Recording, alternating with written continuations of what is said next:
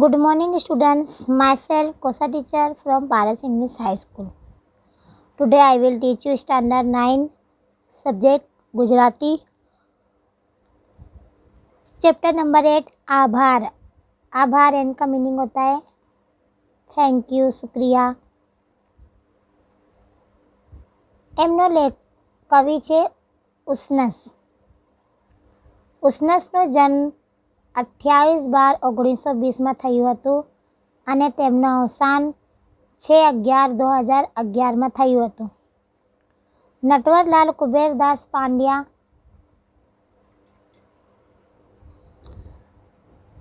નટવરલાલ કુબેરદાસ પાંડ્યા ઉસનસનો જન્મ વડોદરા जिला सावली गामे थयो हतो. उस्नस इनका जो है ये उपनाम है और इनका रियल नाम जो है क्या है, नटवरलाल कुबेरदास पांड्या. वडोदरा जिला सावली गाम में इनका जन्म हुआ था. તેમણે અધ્યાપક અને આચાર્ય તરીકે કામગીરી કરી હતી. પ્રસૂન, નેપથ્ય, આદ્રા, મનોમુદ્રા, તૃણોગ્રા, સંપંદ અને છંદ, ક્રિકણી, ભારત દર્શન, અશ્વત્ય, રૂપનાલય, વ્યાકુલ, વૈષ્ણવ, પૃથ્વીના પશ્ચિમ, ચહેરે અને શિશુલોક તેમના કાવ્ય સંગ્રહ છે. તેમની સમગ્ર કવિતા સમસ્ત કવિતા નામે પ્રગટ થઈ છે. સદમાતાનો ખાંચો તેમની સ્મરણ કથા છે. તેમણે રણજીતરામ સ્વરચંદ્રક, ગુજરાત સાહિત્ય અકાદમી અને સાહિત્ય અકાદમી દિલ્હીના પુરસ્કાર ઇનાયત થયા હતા. પંક્તિઓમાં સમગ્ર કાવ્ય ભાવ વ્યક્ત કરતી અસરકારક ચોડ સિદ્ધ કરતો હોય છે. આ સોનેટમાં કવિ આધુનિક યંત્રયુગને ચિત્રાત્મક રીતે મૂક્યો છે. માનવજાતે કુદરતથી મું ફેરવી લીધું છે, પણ કુદરત તેને આદિ મહિમા ગુમાવ્યો નથી. કવિ પ્રકૃતિ તરફ આભારની લાગણી વ્યક્ત કરે છે. કાવ્યની પ્રથમ પંક્તિમાં જે કવિ લખે છે કે અમે તો આકાશો ભળી પીઠ કરી તીને ભીત ચડી હતી. ભીત એની દિવાલ. છતાં અમારા ઘરની છેક ભીતર હજુ પણ કબૂતરો, હોલા અને ચકલીઓ આવે છે. રસોડામાં તેમના દ્વાર પડતા તણખલા, તેમની ચીચી ટહુકા અને ખરેલા પીછાઓથી કવિને ખૂબ સારું લાગે છે. હજુ સારું છે કે ભીતની તરાળમાં પૂંછીઓ વગર ઘાસ ઉગે છે. આમ માણસે ઊભી કરેલી કૃતક કઠોર ભીતને તોડીને પણ પ્રકૃતિ તેની ઘાસ પાસે દોડી આવે છે. અંતિમ બે પંક્તિઓમાં આખા કાવ્યની ચોટ ધારદાર રીતે વ્યક્ત કરતા કવિ લખે છે કે માટીએ તેનામાં હજી પેલા આદિ મૂળ સાચવી રાખ્યા છે, જેથી વાળ છોડે પ્લાસ્ટિકના ફૂલો ખીલતા નથી. માણસ ભલે બદલાય પણ પ્રકૃતિએ તેના ગુણધર્મો જાળવી રાખ્યા છે. એ બદલ कवि आभार की लागणी व्यक्त करे छे. यानी सोनेट में जो है कवि ने जो प्रकृति है उसके बारे में बताया. कुदरती प्रकृति है कि हमको जो प्रकृति है, जो कुदरत की प्रकृति, उससे हमने क्या मुंह फेर लिए हैं, मगर कुदरत जो है वो हमसे कभी मुंह नहीं फेरता. उसकी जो प्रकृति है वो हमेशा, जब तक दुनिया ख़त्म नहीं होगी, वो हमेशा वैसी ही रहेगी. लेकिन हम क्या है, हमारे बीच जो है एक दीवार आ गई है. कुदरती प्रकृति के बीच और हमारे बीच जो एक दीवार आ गई है. यहाँ पे कवि कहते हैं कि हम जो, यानी कुदरत ने जो हमको प्रकृति और जो ये हरियाली ये सब दी है, उससे क्या है, हम दूर हो गए हैं. लेकिन यहाँ पहली पंक्ति में जैसे यहाँ कवि कहते हैं कि आकाशों भरी पीत, यानी कहते हैं कि अभी भी उनके आंगन में जो है कबूतर, होला, चकलियों, होला भी एक पक्षी होता है, कबूतर की तरह ही होता है, कि कबूतर, होला અને चकलियों ने उनके आंगन में कबूतर होलो चकली आते हैं, रसोड़े में आते हैं, किचन में आते हैं और फिर इधर से उधर घूमते हैं और तड़खला यानी जो घास फूस जो लिए रहते खाने के वो उनके किचन में गिर जाता है और ची ची आवाज़ करते रहते हैं और घर में एक बहुत अच्छा वातावरण लगता है। और अभी भी जो है भीत यानी दीवार, भीत में जो है जैसे आप देखे होंगे कि जो पुराना घर हो जाता है तो वो दीवार जो है अपने आप क्या कहते उसमें से अपने आप जो है कुदरती तौर पे उसमें से घास निकल जाती है बिना पूछे, उसमें कोई चीज़ नहीं करनी पड़ती पर वो एक कुदरती होता है। तो भीत में क्या है फूल निकल जाते हैं, छोड़ निकल जाते हैं, छोटी छोटी घास निकल जाती है। और लास्ट की 2 पंक्ति में कवि कहते हैं कि कवि जो है अभी जो है प्रकृति जो है माटी तेमना हजी आदिकाळના મૂળ સાચવી रखिए छे, यानी माटी में अभी भी यानी जो अपनी प्रकृति है वो अभी भी जिंदा है, वो यानी मट्टी में अभी भी फूल छोड़ वगैरह सब खिलते हैं डालियों पे झाड़ों पे। अभी वाड़ छोड़े प्लास्टिक ना फूल खिलता नहीं, यानी वाड़ छोड़ पे जो है अभी क्या है प्लास्टिक का फूल नहीं खिलते हैं, अभी भी प्रकृति के जो फूल होते हैं वो खिलते हैं। तो इसके आगे मैं कविता के वांचन करूँगी, उसके बाद आपको मैं एक साथ आपको मैं डायरेक्ट पूरी कविता समझा दूँगी। અમે તો આકાશે ભળી પીઠ કરીતી ભીત ચડી, અરે સારું છે કે હજી પણ અમારા ઘર મહી, ઘરે ઊંડે ઊંડે ઉડતી ઉડતી આવી ભીતરે, ગૂંતે છે માળાઓ કબૂતર કપૂતો ચકલીઓ, લઈ આવે થોડું ગગન ઘરમાં એ મિસ વળી, અમો ને સૌના ત્રણેય નભતી ઘરમાં જેતી નભતા, હજી સારું છે કે સિર પર રસોડે તડખલા, ઝીણી ચીચી ટહુકા મલમલી પીછાઓ ખરી રહે, હજી એ આવે છે વનની લીલી કહેવા પરી કથા, હવામાં આધેનું પરના મનમાં છેક ખરતું, હજી તો સારું છે ભીત તરણમાં માથું ઊંચકી, વિના પૂછ્યા ગાછિયા તૂણ નીકળતો ફૂક કરીને,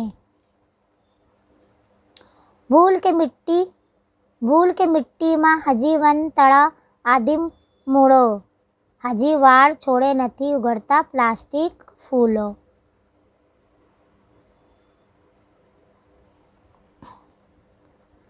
अब मैं इसके आगे आपको काव्य की समझूती समझाऊंगी कि અમે તો આકાશ ભળી પીઠ કરીતી ભીત ચડી, અરે સારું છે કે હજી પણ અમારા घर में। कवि क्या कहते हैं कि हमने जो है क्या है आकाश की तरफ जो है क्या है पीठ फेर लिए, कहते हैं कि अभी पर सारू छे कि हमारे घर में जो है क्या कहते हैं हमारे घर के अंदर जो है घड़े उड़े उड़े उड़ती उड़ती आवे भीतरे गूंते छे माड़ाओ कबूतर कपूतो चकलियो, कहते कि अभी भी बोले इस सोनेट में कवि कहते हैं कि हमने क्या है कुदरती की जो प्रकृति की तरफ क्या है हमने मुंह फेर लिए हैं। और पर कवि कहते हैं कि अभी भी हमारे घर में कोयल कबूतर चकलियों कपूतों होला ये सब जो है हमारे घर में आते हैं और चारों तरफ क्या कहते चींची और उनके टहुकों की आवाज़ आती है और जो घास और तड़खला जो रहता है उसको ले लेके इधर से उधर उन लोग घूमते हैं और आवाज़ करते हैं और उनकी चहचहाहट इतनी अच्छी लगती है कि जैसा लगता है कि उनके घर में क्या है एक आकाश एक गगन आ गया है। जैसे यह लिखा है लई आવું થોડું ગગન ઘરમાં એ મિસ વળી અમો સૌને ત્રણની નભતી ઘરમાં જેતી નભતા, यानी कहते हैं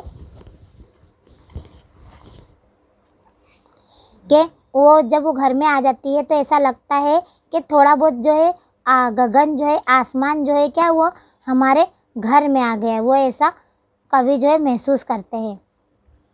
हजी सारू छे कि सिर पर रसोड़े तड़खला झीणी चीची टवका मलमली पीछाए खरी रहे, हजी आवे छे वननी लीली कहवा परी कथा हवामां आधेनु पण मनमा छेक खरतु। यानी कवि कहते हैं कि जब वो जो कबूतर कपूतो चकलियों जब उनके घर में आती हैं, उनके रसोड़े में आती है और जो घास फूस जो लेके आती है वो चारों तरफ ऐसे बिखरा देती है, फैल जाती है और उनके झीनी झीनी ची ची करके आवाज़ होती है और उनके जो मलमली जो पीछा यानी जो उनके पर होते वो वहाँ पे गिर जाते हैं। यानी चारों तरफ क्या एक प्रकृति का माहौल हो जाता है जिसको कवि को बहुत अच्छा लगता है। वो ऐसा कहते हैं कि जैसे हमारी जंगल की जो लीली परी कथा है उन लोग एक साथ जो है आके वो कह रही हैं हमारे मनों में। हजी तो सारू छे भी तरड़मा माथू उचकी बिना पूछिया गाचिया तोड़ निकलतू फूक करीने। आप लोग ने देखा होगा जैसे पुराना घर होता है, जैसे कि मैंने आपको पहले भी समझाई कि उसके अंदर जो है दीवारें होती है तो वो ऑटोमेटिकली उसके अंदर क्या कहते हैं घास निकल जाते हैं, फूल निकल जाते हैं। तो क्या वो किसी से पूछ के नहीं निकलती, बिना पूछे वो कुदरती तौर पे वो निकल जाती है।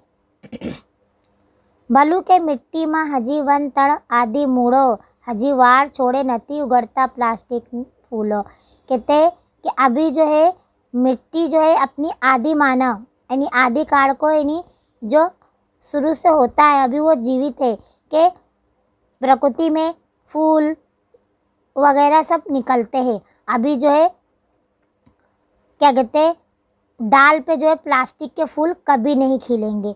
जो प्रकृति के जो फूल है हरियाली है वही सब होगा। तो यहाँ पे कवि ये कहना चाहते हैं। यहाँ पे जो हमारी काव्य की समझौती कंप्लीट होती है। इसके आगे मैं आपको स्वाध्याय करवाती हूँ। स्वाध्याय विकल्पों वाले प्रश्न है, मैं डायरेक्ट आपको बता रही हूँ। क्वेश्चन नंबर 1, ઘરમાં થોડું આકાશ લઈને કોણ આવે છે? તો એમનો ઉત્તર છે કબૂતર, કપોત, ચકલી। ક્વેશ્ચન નંબર 2, ભીતની તિરાડમાંથી કોણ બહાર આવે છે? તો એમનો ઉત્તર છે તૂળ એટલે घास। यहाँ पे देखो ये समानार्थी शब्दों में आप इसको यूज़ कर सकते हैं। तूड़ का मीनिंग भी घास होता है और घास भी कह सकते हैं। क्वेश्चन नंबर 3, कविने શું ગમે છે? તો કવિને માટીમાં વનના આદિ મૂળો રહેલા છે તે ગમે છે। આભાર કૃતિનો સાહિત્ય પ્રકાર જણાવો। તો સાહિત્ય પ્રકાર શું છે? તો સોનેટ છે। ના ગઝલ છે, ના ઉર્મી કાવ્ય છે, ના પદ છે, તો શું છે? તો સોનેટ છે। ક્વેશ્ચન નંબર 2,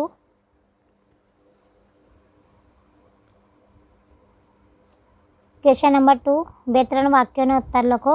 ક્વેશ્ચન નંબર 1, અમો સૌના ત્રણેય એવું કવિ શા માટે કહે છે?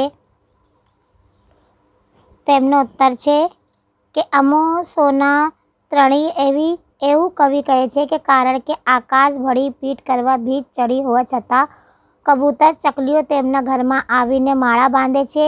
એ બહાને થોડું ગગન તેનું ઘરમાં લઈ આવે છે। ક્વેશ્ચન નંબર 2, અમે આકાશ તરફ શું ચડી લીધું છે? તેમનો ઉત્તર છે કે અમે આકાશ તરફ ભીત ચડી લીધી છે।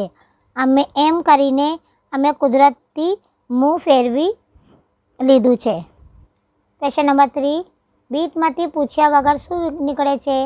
તેમનો ઉત્તર છે કે ભીતમાંથી પૂછ્યા વગર તણખલું બહાર નીકળે છે। કુદરતે તેનો મહિમા ગુમાવ્યો નથી। लास्ट का हमारा प्रश्न है क्वेश्चन 6-7 वाक्यों में उत्तर लिखना है इसका। आ काव्य में जोवा मळतो प्रकृति प्रेम तमारा शब्दों में लखो। तेमनो उत्तर है कि आभार। काव्य में कवि प्रकृति प्रेम दर्शाव्यो छे। मानव जाते कुदरती मोह फेरवी लीधुं छे पण कुदरते तेना महिमा हजी गुमाव्यो नथी। हजी पण घर में कबूतर होला चकलीओ आवे छे, माळा बनावा तड़खड़ा लई आवे छे, रसोड़ामां तेमना पीछा पण खरे छे, बीतनी तरेड़मांथी घास उगे छे, माटीए तेनामां हजी आदिकाळना मूळ साचवी राखे छे, एटले ज वाड़े छोड़े प्लास्टिकना फूलो उगड़ता नथी। तो अहींया जो आपणे आपणा लेसन कंप्लीट थाय छे और जो हम लोग आप लोग को PDF फाइल भेज रहे हैं उसमें बराबर आप लोग कंप्लीट करना होमवर्क। ओके।